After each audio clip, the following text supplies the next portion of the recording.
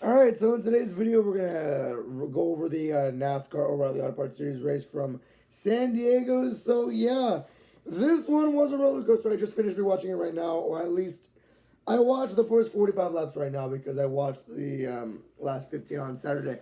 Well, buckle up, so strap in, so let's get into this. So, yeah, I got a new chair, by the way. It rolls, I like it. It's a better office chair than the one I had previously, so yeah, that's good there. But that's the intro, so let's get into this. I'm gonna try a new format in these reviews because I usually go sequentially. This time I'm gonna go differently, so hope you don't mind. I'm gonna just try this for this and tomorrow's cup video, so we'll see. But yeah, let's go. Let's start this off talking about the winner, which was Austin Hill. Austin Hill got his first ever top so he got his first ever road course win, and yeah, it's not really surprising to see. They mentioned on the broadcast too. He had 16 top fives previously on road courses, so he's been around. He's been contending. It's just he hasn't been really battling for the win that often because most of the time you have SVG, you have Connor Zilic, Allgaier, other drivers like that. But Hill's always been in the conversation. He's always been in the top 10, and here he finally took the win. First All-Star win since Kyle Busch tragically passed away, which that celebration was pretty cool as well. Yeah, that those one laps were pretty fun to watch as well. First it was Carson Kvapil who has been doing amazing this season. Who's been actually having good runs, but he hasn't gotten the win yet, which I thought he was going to win here. It was him versus Taylor Gray. Taylor Gray kind of spun him out, so that's that there. But Austin Hill kept up with Taylor Gray, and he did the same thing to Taylor Gray, bump and run to Taylor Gray, and he got the win because of that. So, yeah, cool to see Austin Hill with the road course win. I think that's his first win of the year, if I'm not mistaken. I'm not too sure. But, yeah, he's top 5 in points as well. So, that's pretty cool to see Austin Hill get the win there. So yeah, let's go over the results real quick. He got the win. Taylor Gray ended up with second. Sheldon Creed in the double zero got third place. He wasn't really around for too much. He was hanging there though. Carson Kvapil, after spinning out, ended up going back to fourth, which is not bad. He still got top 5, but still, it kind of hurts a little bit when you're in the lead and she just gets taken out. He had a similar kind of fate at Phoenix. He was leading for most of it, and then I forgot what happened. I think it was strategy. I'm not too sure. Sammy Smith ended up fifth. He had a roller coaster of a day. Jesse Love got sixth. Parker Retzlaff got seventh.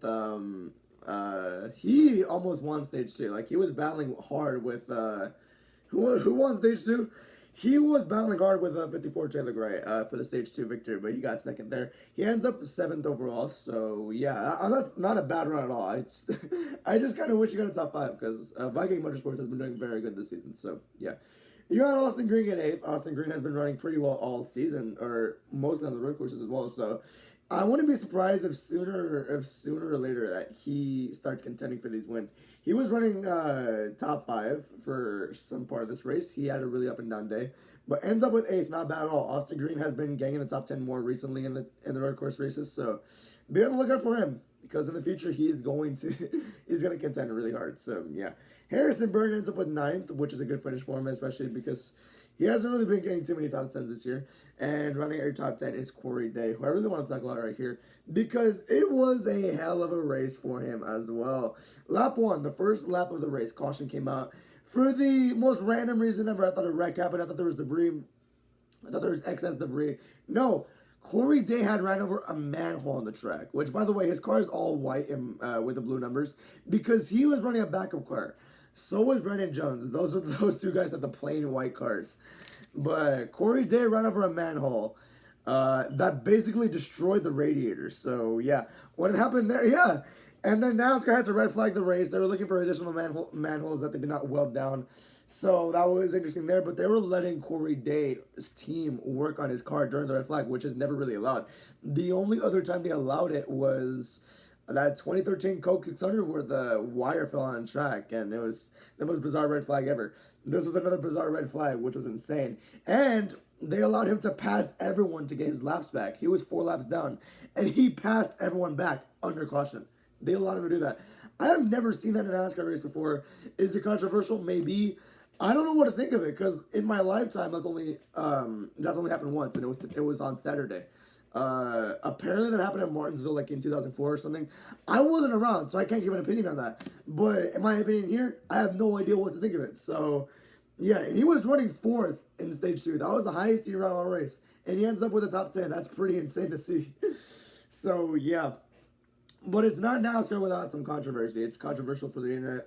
What was controversial and actually pretty stupid here was all the caution laps they ran under that first caution. They ran, okay, the caution lap on lap 2, they restarted lap 10 and they had a red flag in the middle of it.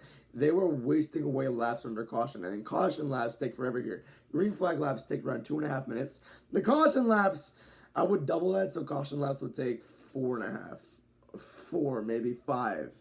So that's not what you really want to hear, right? So 4.5 to 5 minutes for every caution lap. That's not good at all. And they're trying to do quickie yellows, but they're running so many under caution in that first stage. It was genuinely mind blowing. And then you got the red flag, which I forgot how long that was. I know how long the second one was, but the first red flag, it lasted around.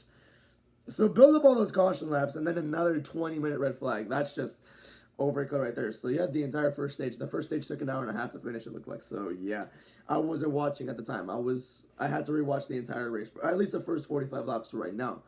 Which, yeah, that's that there. And it was just so. Stage winners, you got Austin Hill winning stage 1 and Taylor Gray winning stage 2. It was a cool battle for for Taylor Gray and Parker Retzlaff. It was very entertaining to see there. So yeah, pretty cool there. And then you got a really, really, really big crash in the final stage. I think it was, hold on. There was a different caution that came out in the final stage, and then the restart after. The biggest and the worst wreck of the O'Reilly series this year so far, in terms of how dangerous, or not how dangerous, maybe how dangerous it was. I mean, the Carson Quapple flip happened at Kansas, but this one looked a lot worse in my opinion. There was no flips in this wreck, but it looked really, really bad from what I saw. What happened there, dude? It's like it was a really bad misjudgment from Sam Mayer, in my opinion, and that happens. It happens a lot with every driver. Like they misjudge it sometimes. Sometimes it ends up really bad, and unfortunately, it ended up really bad here. Sam Mayer was blaming himself in the report afterwards. I'm hoping everybody came out of this wreck okay. There was a lot of hard hits I saw here. So yeah, what happened here? Sam Mayer hit the inside wall, ricocheted to the outside, and into like several different drivers. I think I counted around 9 plus drivers, and you can see really bad. There was a lot of bad hits. The wall kicked back like 4 or 5 feet. I didn't really see the wall that much because in the highlight video I saw, I didn't really see too many good angles on how far back the wall went, but it was significant enough where they red flagged the race for a long, long time. So yeah. Really bad hits on that crash. Hopefully everyone was okay, but that red flag came out, and it was really jarring to go through. I mean, yeah, the CW booth keeps everything entertaining, and I'm going to glaze them forever because they're so good at this. They're really so good at doing their job correctly.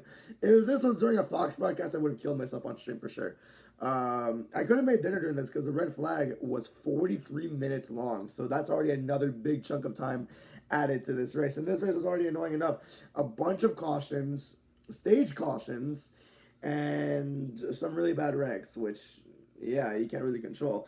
It was just a very jarring event to go through. It was very draggy. It was, for an event this magnitude, it should not be this chaotic. It shouldn't be this unstable. So, yeah, I think that was the last caution. No, it wasn't. There was another debris caution that happened around tire pack on chicane, and there was a debris caution. And then that's it. That was the end of the race. So Austin Hill got the win. So those were all the crazy events that happened in the O'Reilly in this race. And man, it's just, oh my gosh, how long? Okay, so now that we're at the end of the race, okay, so coverage started for the CW, like main race coverage, 4 p.m. Central Time.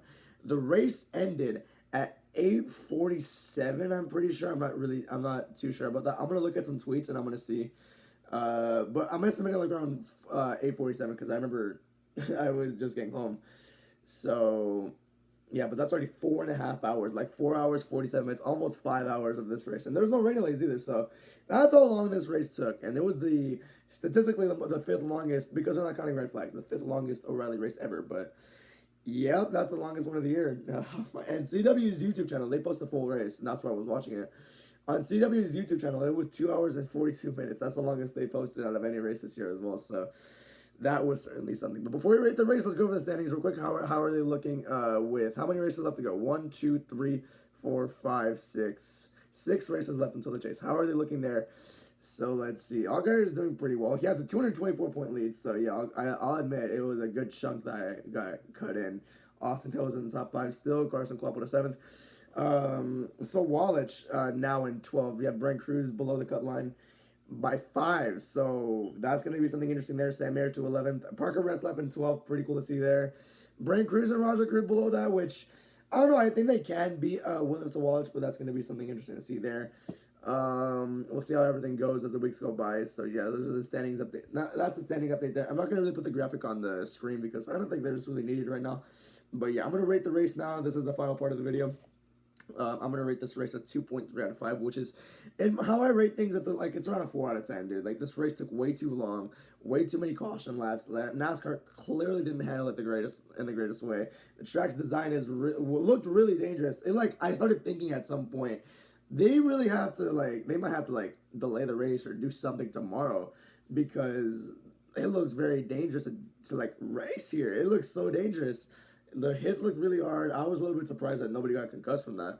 But, yeah, it was just dumb. And at the time, I was thinking that cup race is going to take 6 hours tomorrow. And it didn't, thankfully. But, yeah, I'm going to give this race a 2.3 out of 5. It was a crapshoot. I'm not going to sugarcoat it. It was a crapshoot. It was just kind of insufferable to watch. Is it the worst O'Reilly race this year? I don't think so. I think that honor belongs to Charlotte, if I'm not wrong. I think that honor belongs to the Charlotte race this year. But yeah, this was not a good one. So yeah, that's gonna be it for this review. Everybody, thank you for watching. And yeah, it's 8:30 over here, but yeah, there's still daylight outside. The sun sets pretty late over here. So yeah, that's gonna do it for this one. Thank you for watching, and have a good day. Goodbye.